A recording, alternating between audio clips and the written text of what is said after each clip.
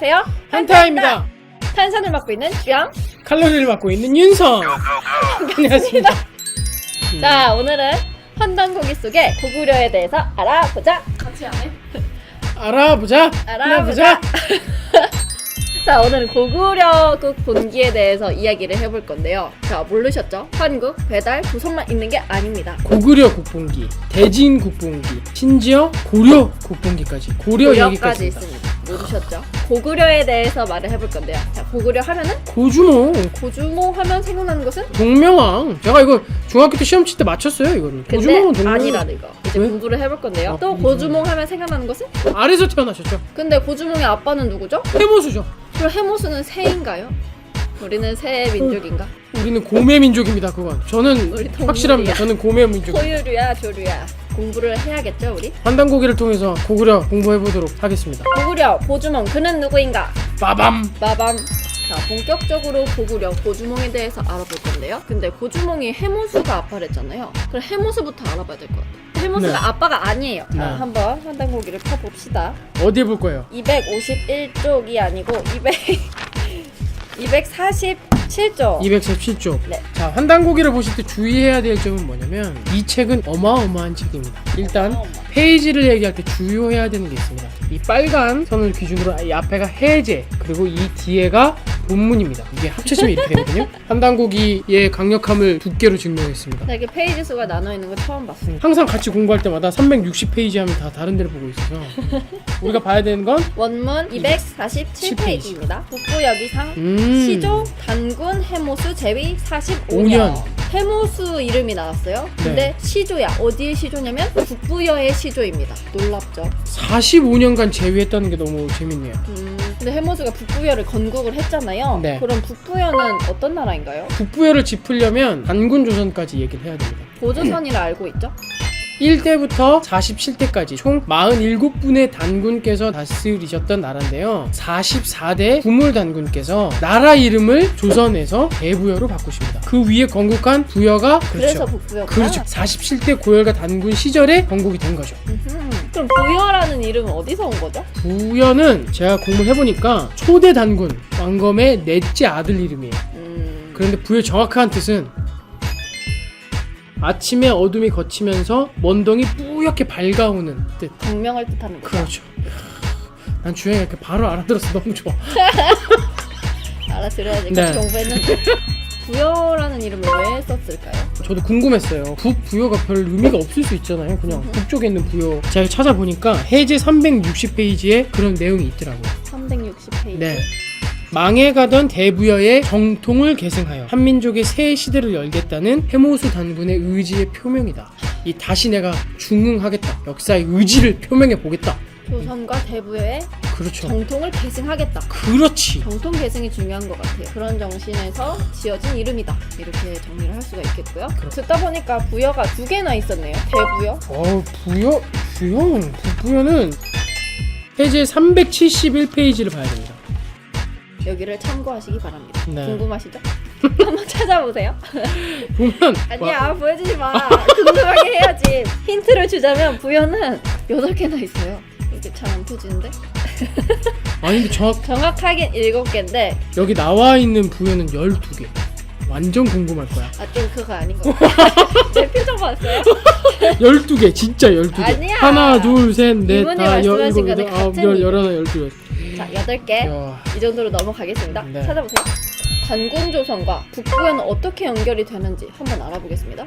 우리 대부여의 마지막 단군이 47세 고열가 단군이시잖아요. 이분께서 단군조선을 다스리시다가 너무 힘들어. 이게 안 돼. 내 맘대로 안 돼. 그래서 내려놓으시고 새 단군을 찾으라 이렇게 하셨어요. 그래서 6년 동안 열심히 찾았죠. 아래 사람들이. 찾다가 해모수가 나타난 거예요. 그래서 해모수를 찾아가서 우리 단군이 되어주십시오. 그래서 국통이 계승이 된 겁니다. 부여가 민족이 아니고 큰 나라였다 이렇게 말할 수가 있습니다. 맞아요. 고구려 북쪽에 있었던 그냥 떠돌이 민족 같은 표현된 책들이 많아요. 아니죠. 단군 조선을 이은 명확한 나라라는 걸 또 알게 됐습니다. 그다음에 해모수가 건국을 했어요. 그럼 고주몽은 어떻게 태어난 거죠? 드라마나 이런 데서는 아들이라고 표현이 됐는데 그렇지 않습니다. 맞습니다. 다시 우린 해제를 봐야 합니다. 해제 몇 페이지? 해제 370페이지. 북부여 계보가 나와요. 위에 좀 봐줄래? 보이십니까? 북부여는 1세 해모수 단군부터 6세 고무서 단군까지 있었어요. 결국 뭐냐? 주몽은 해모수의 고손자다. 고손자다. 4세손이다. 4세손이다. 아들의 아들이다. 자, 설명을 드리면 해모수의 둘째 아들, 그러니까 차남이 고진이에요. 그리고 고진의 아들의 성함은 환단곡에 안 나와 있습니다. 그런데 그 아들이 불리지, 고무수라고 부르고요. 그리고 그 아들이 고주몽입니다. 네. 되게 헷갈리네. 이름을 많이 얘기했지만 똑같아요. 고주몽 입장에서는 그냥 고조 할아버지. 그쵸, 고조 할아버지다. 해모수 입장에서는 고손자다. 손자다. 그렇죠. 그런데 이게 지금은 유화부인이라는 사람과 해모수가 결혼해서 낳은 아들이 고주몽이다라고 대부분 사서가 이렇게 돼 있는데 아니죠. 잘못된 표현입니다. 불리지와 유화부인 사이에서 태어난 게 고주몽입니다. 그다음에 거기서 어떻게 됐죠? 북부여는 1세 해모수 단군, 2세 모수리 단군, 3세 고해사 단군, 4세 고우루 단군 보이시죠? 네, 여기까지 내려가요. 이때 한무제가 쳐들어옵니다. 나라가 굉장히 위기에 빠졌는데 이때 고두막이라는 장군이 그 한무제를 무너뜨려요. 고두막이 누구냐면은 빠밤. 동명왕. 바로 동명왕인 고두막한이에요. 그래서 그 고두막 장군이 북부의 5세 단군으로 즉위를 하게 됩니다. 그래서 이분이 워낙 대단했기 때문에 동명왕이라는 빛나는 이름을 갖게 된 거죠. 왜 우리가 동명왕을 고주몽으로 알고 있나? 한무제가 고두막한 단군에게 졌던 걸 중국 사서 사기에서는 이걸 지워내려고 이걸 약간 비비어서 이렇게 만든 것 같아요. 네, 그렇게 된 거고 그리고 다시 주몽으로 와서 다시 주몽으로 와서 어떻게 주몽이 됐는지. 유화부인 엄마와 함께 동부여에 있었어요. 여기서 동부여가 나오죠? 그렇죠. 동부여에 있었다가 고주몽이 화를 너무 잘 쏘는 거야. 와, 백발백중이야. 그냥 쏘는 대로 척척 맞아. 근데 그게 다른 사람한테는 위협이 됐어요. 그래서 아, 쟤는 있으면 안 되겠다. 그래서 고주몽이 위협을 또 느끼고 자기 고조 할아버지가 있었던 북부여로 가게 됩니다. 도망갈 때 거북이하고 강에 이렇게 탁 다리를 건너게 해주잖아요. 물고기하고. 그때 이제 고주몽 단군께서 외쳤던 게 있거든요. 나는 북부의 후손이다. 천재지자다. 천재지자다. 이렇게 딱 외쳐서 거기 이렇게 쫙 가시거든요. 아, 저 이 장면 너무 멋있어요. 그래서 어떻게 됐지? 북부여로 갔어. 그렇지. 그때는 뭐냐면 6세 고무서 단군. 동명왕 다음에 6세 고무서 단군에 있었죠. 거기서 고무서 단군의 사위가 됩니다. 나는 천자다 해서 그렇죠. 고무서 단군이 그래서 사위로 맞이하신 거고. 그렇죠. 기범한 인물이었어. 네. 그래서 북부여 단군의 지위를 이어받으신 거죠. 그래서 단군이 되신 거예요. 고주몽 단군. 그때 북부여에서 고구려로 국호를 바꾸신 거죠. 그렇죠.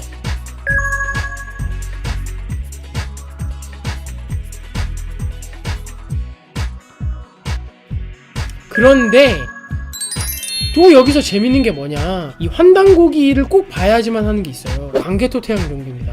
광개토태양이 진짜 대단하신 분이시잖아요.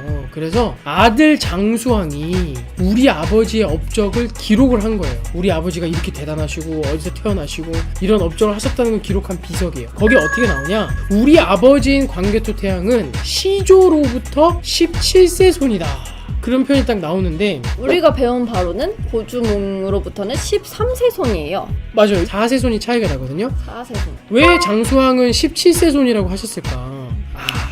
어디서 찾을 수 있을까? 장수왕은 시조를 고주몽으로 보신 게 아니고 해모수로 보신 거예요. 그러니까 북부여와 고구려가 떨어진 나라가 아니고, 그래서 원고구려라고 칭할 수 있습니다. 네, 그러니까 사실은 이 환단고기 북부여기를 보지 않으면 광개토태양 능비가 해석이 안 되는 거예요. 해석이 안 돼요. 왜 17세 손이냐? 오직 이 책을 봐서만이 알 수 있습니다. 그래서 단군조선과 고구려에 있는 북부여 미싱 링크를 찾은 거죠. 그렇죠. 여러분, 그래서 환단고기를 봐야 합니다. 추천이 아니고 강요입니다, 이거는. 그럴 가치가 아니 정말 있어요. 정말 하나 더 얘기하고 싶은 게 있어요. 왜 고구려, 백제, 신라, 가야가 따로 시조가 있는데 한 나라지? 신라도 북부여에서 나왔어요. 근데 고두막한 딸이 파소예요. 근데 파소가 낳은 아들이 박혁거세입니다. 근데 아버지는 아직 밝혀지지 않았죠. 고대에도 그런 일이 있군요. 그래서 고두막, 그 동명왕이라 했죠 아까? 동명왕의 손자가 박혁거세다. 그분이 신라를 건국을 했죠. 그래서 신라도 뿌리가 북부여에 있어요. 아까 고구려도 북부여를 뿌리를 뒀고 신라도 뿌리를 뒀고. 근데 백제 시조 온조는 고주몽의 아들입니다. 고주몽께서 동부여에 계실 때 있던 부인이 예씨 부인이거든요.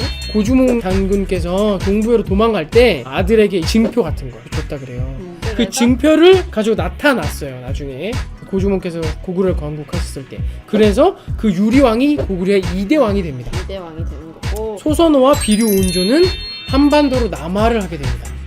그래서 만든 나라 이름이 뭐다? 그게 백제다. 온조가 만든 나라. 그래서 보니까 부여가 여기서 끝난 게 아니고 백제가 사비로 수도로 천도하고 나서 나라 이름을 또 바꿔요. 뭘로? 남부여. 왜 남부여로 바꿨나 백제에서. 이런 생각을 했을 것 같아요. 그래 우리 단군조선의 그 위대했던 시대로 백제를 다시 부흥시켜보자. 그런 의미로 나라 이름을 바꾼 게 아닌가. 그래서 삼국, 우리가 알고 있는 삼국시대죠. 사실은 사국이지만 삼국 모두 뿌리가 북부여에 있다. 그래서 우리는 꼭 북부여를 알아야 한다. 그쵸? 그래서 우리가 미싱링크 이 부여사 더 알아보기 위해서 우리가 부여를 갔다 오긴 했는데요. 오늘 날씨가 엄청 좋아요. 이야 멋있다. 우리 오늘 뭔가 깔맞춤이네. 짠! 박물관 앞입니다. 금동대학로를 보러 갑니다. 실성문화를 보여주는 거. 맞아. 자, 오늘 이렇게 고구려를 알아보려다가 북부여를 알게 됐어요. 알아봤죠? 좀 잘 넘기지 않아요? 이런 느낌입니다. 그러니까 제가 환단곡을 읽으면서 좋았던 건 뭐냐면 이 북부여기는 우리나라에 현존하는 사서 중에서 환단곡이밖에 없다. 광개토 태양 능비를 해석하려고 해도 환단곡이밖에 없다. 그리고 단군조선과 고구려가 어떻게 연결된지를 알고 싶어도 환단곡을 봐야 돼.